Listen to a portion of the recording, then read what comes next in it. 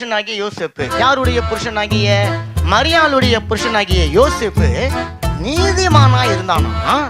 அவன் அவளை அவமானப்படுத்த மனதில்லாமல் ரகசியமாக தள்ளிவிட அவன் மனதா இருந்தான், யோசனை பண்ணி கொண்டு இருந்தான். என்னடா இது?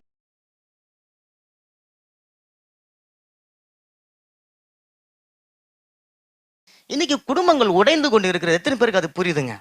கல்யாணம் ஆன மறுநாளே டைவர்ஸுக்கு நிற்கக்கூடிய ஆட்கள் இருக்கிறாங்க. ஐ ஒரு வருஷம் கூட ஆகல, குழந்தை பிறந்த உடனே டைவர்ஸ், அல்லது கல்யாணம் ஆன உடனே miss understanding.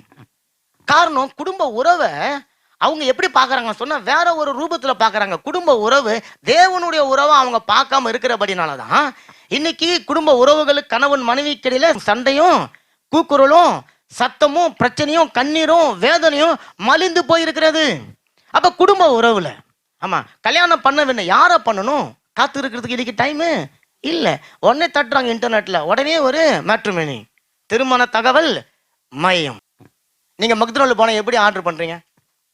McDonald cheese burger வேணுமா, சிக்கன் பர்கர் வேணுமா, அந்த பர்கர் வேணுமா, இந்த மாதிரி ஆர்டர் பண்றாங்க. மேட்ரிமோனியில வெள்ளையா இருக்கணும் ஓகே, உயரமா இருக்கணும் ஓகே, முடி சுட்டமா இருக்கணும் ஓகே, கண்ணு பச்சையா இருக்கணும் ஓகே, கை கால் நீட்டா இருக்கணும் ஓகே, ஐடில வேலை செய்யணும் ஓகே, எல்லாம் ஓகே எல்லாம் ஓகே. இப்ப கம்ப்யூட்டர் ஒரு உருவத்தை கொண்டாந்து கொடுத்துருது. பார்க்குது இந்த பொண்ணு ரொம்ப அழகா இருக்கிறானே, சரி ஓகே என் ஃபோட்டோ அனுப்புகிறான் பாருங்க ஓகே. கல்யாணம் பண்ணிக்கிறாங்க. 2 பேரும் கல்யாணம் பண்ணி மனவரில் தாலியை கட்டின மறுநாள் பார்த்தா அவன் 60 வயசு கிழமை, இது 45 வயசு கெழிவி. அவ்வளவோ மேக்கப், அவ்வளவோ கம்ப்யூட்டரு என்னதுங்க, அவ்வளவோ கம்ப்யூட்டரில் பண்ணி நீ கட்டத்துல சுட்ட முடி தானே இந்த வச்சுக்கோ, அப்படி டப் பார்த்தா வழுக்கு தர. நீ என்ன கேட்ட, ஐடி தானே இந்த புடி வச்சுக்கோ. புரிதுங்களா எப்படி ஆகிப்போச்சு வாழ்க்கை? அப்போ அந்த மாதிரி போனா வாழ்க்கை என்ன நடக்கும்? அப்போ ஆலோசனை எங்க தர்றாங்க? குடும்ப வாழ்க்கையை கணவன் வேணும்னு சொல்லிட்டு கம்ப்யூட்டர்ல தேடுறாங்க, மனைவி வேணும்னு சொல்லிட்டு கம்ப்யூட்டர்ல தேடுறாங்க. வேலை தேடின காலமெல்லாம் போயிடுச்சு. இப்ப அப்பாவை தேடினுக்கிறான் கம்ப்யூட்டர்ல, அம்மாவை தேடினுக்கிறான் கம்ப்யூட்டர்ல. அப்ப ஆலோசனை பாருங்க. இந்த மாதிரி ஆலோசனைகள் ஒரு குடும்ப வாழ்க்கையை ஆரம்பிக்க போகிற ஒரு வாலிப புள்ளிக்கு, வாலிப பொண்ணுக்கு இப்படிப்பட்ட ஒரு ஆலோசனை வரும்போது அங்க குடும்பமா நடக்கும். அவங்க வாழ்க்கை சந்தோஷமாவும் இருக்கும், சமாதானமாவும் இருக்கும். அங்க விட்டு கொடுத்தல் இருக்குமா? அவங்க அணைத்துக் கொள்ற காரியங்கள் இருக்குமா? இருக்காது பாருங்க. அப்ப குடும்ப காரியத்துல தேவன் ஆலோசனை கொடுக்கிறவரா இருக்கிறாரு. இப்ப எடுத்து வாசிப்போம். மத்தேயு 1ஆம் அதிகாரம் 19வது வசனம். அவன் புருஷனாகி ஜோசப்பு நீதிமானாய் இருந்து அவனை அவமானப்படுத்த மனதில்லாமல் ரகசியமாய் அவன் தள்ளிவிட யோசனையாய் இருந்தான். பாருங்க, அவளுடைய புருஷனாகிய யோசேப்பு, யாருடைய புருஷனாகிய மரியாளுடைய புருஷனாகிய யோசேப்பு நீதிமானாய் இருந்தானா? அவன் அவளை அவமானப்படுத்த மனதில்லாமல் ரகசியமாக தள்ளிவிட அவன் மனதா இருந்தான், யோசனை பண்ணி கொண்டு இருந்தான். என்னடா இது, நம்ம இப்பதான் போய் பரியம் போட்டுட்டு வந்தோம், இப்பதான் நிச்சயதார்த்தம் பண்ணிட்டு வந்தோம், அதுக்குள்ள பார்த்தா ஏதோ 3 மாசம் கர்ப்பம்னு சொல்றாங்க. ஆனா இவன் நீதிமான்.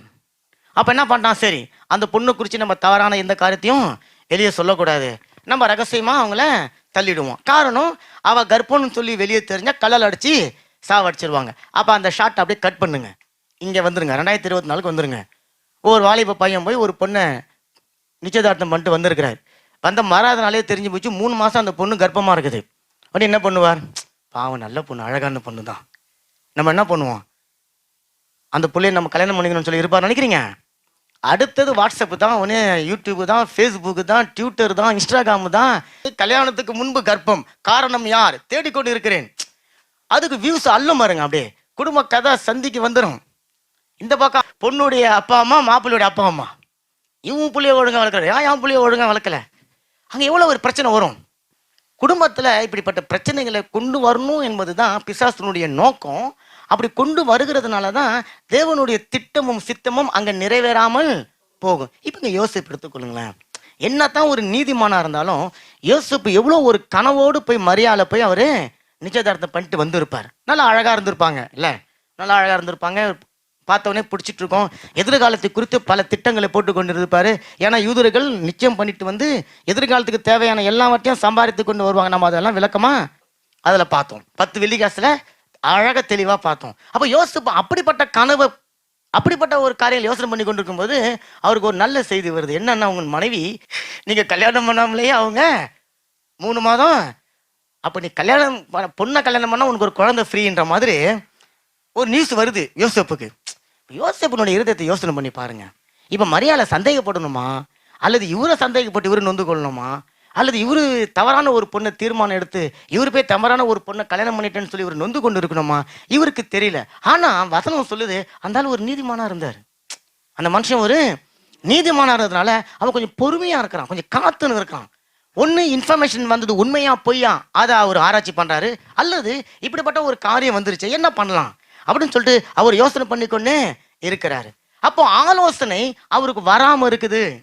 அப்ப இன்றைக்கு அநேகருடைய வாழ்க்கையில கணவன் மனைவிக்கு இடையில பிரச்சனை மத்தியில ஆலோசனை இல்லாமல் இருக்கும்போது இவங்க தவறான ஆலோசனை தேடி போறாங்க. மூன்றாவது நபர் ஒருத்தன் ஆலோசனை கொடுக்குற பேர்ல உள்ள நுழைஞ்சிடறான். அவன் கணவன் மனைவிக்கு பிரச்சனையில உள்ள நுழைஞ்சு இருக்கிற பிரச்சனையை பெருசாக்கிறான். புரியுதுங்களா? இதுதான் நடக்குது. அப்ப இவர் அங்க வெயிட் பண்ணி கொண்டு இருக்கிறாரு. இப்பதான் அவங்களுக்கு நிச்சயதார்த்தம் நடந்திருக்கு. இன்னும் அவங்களுடைய குடும்பம் ஆரம்பிக்கல, மன வாழ்க்கை ஆரம்பிக்கல, இன்னும் கணவன் மனைவி சரியா பேசி பழகல, இன்னும் அவங்களுக்குள்ளார ஒரு உறவு ஏற்படல. ஆனா அதுக்குள்ளார அவங்களுடைய வாழ்க்கையில ஒரு பெரிய புயல் பாருங்க, அவருடைய வாழ்க்கையில ஒரு பெரிய போராட்டம் பாருங்க. மரியாளுக்கு மட்டும்தான் தெரியும் வயிற்றுல இருக்கிற குழந்தை யாரு, யாரால உண்டானதுன்னு சொல்லிட்டு. மத்த யாருக்குமே இங்க தெரிந்ததாக வேதத்துல சொல்லப்படல. இப்ப மரியாளுக்கு எந்த நிந்தை வந்தாலும், எந்த போராட்டம் வந்தாலும், எந்த பிரச்சனை வந்தாலும் எனக்கு பரவாயில்ல. காரணம், நான் பரிசுத்த ஆவியானவரால நான் கர்ப்பமாக்கப்பட்டிருக்கிறேன், நிச்சயமா தேவன் என்னை காப்பாற்றுவார்னு சொல்லி அவங்க நம்பிக்கொண்டு இருந்திருக்கலாம். ஆனா யோசேப்புக்கு எந்த வெளிப்பாடுமே கிடையாது. அவர் ஒரு சாதாரண மனுஷன். அவர் அந்த பெண்ணோடு கூட வாங்கணும்னு கற்பனை பண்ணி கொண்டு இருக்கும்போது இப்படி ஒரு நியூஸ் வருது. அப்ப வரும்போது இந்த மனுஷனுக்கு மன வேதனை, உளைச்சல் காத்துன்னு இருக்கிறார். அப்ப காத்துன்னு இருக்கும்போது பாருங்க வசனம் சொல்லுது, 20வது வசனம் 1:20 படிங்க.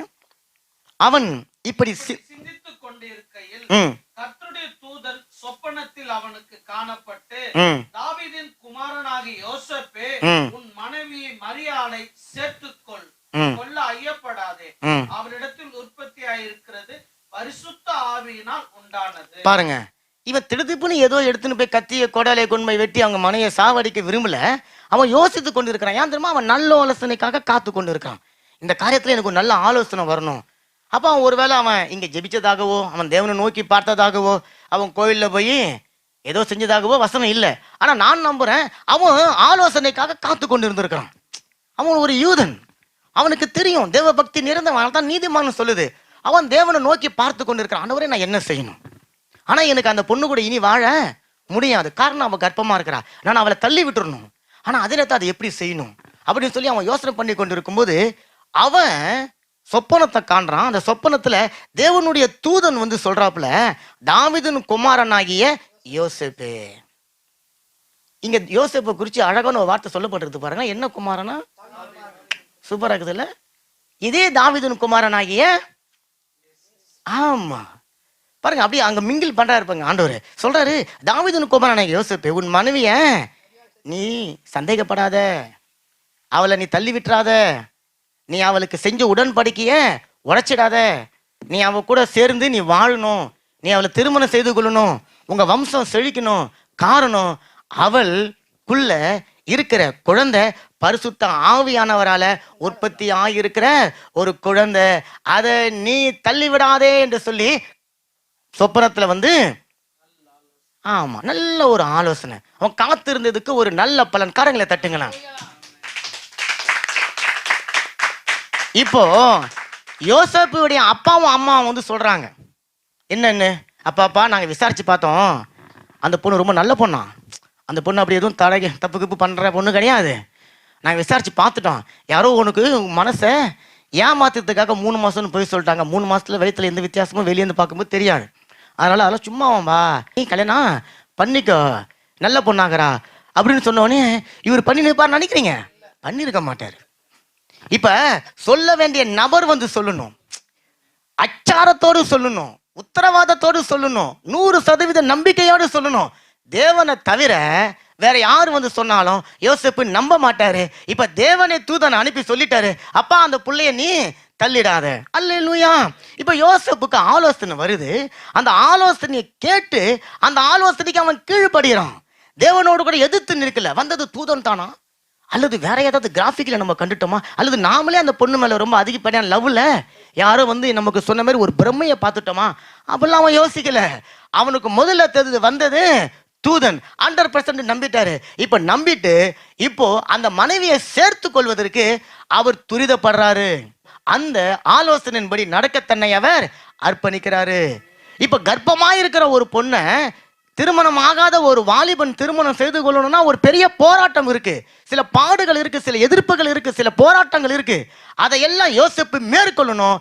அதற்கு தேவனுடைய பலன் அவருக்கு வேணும்.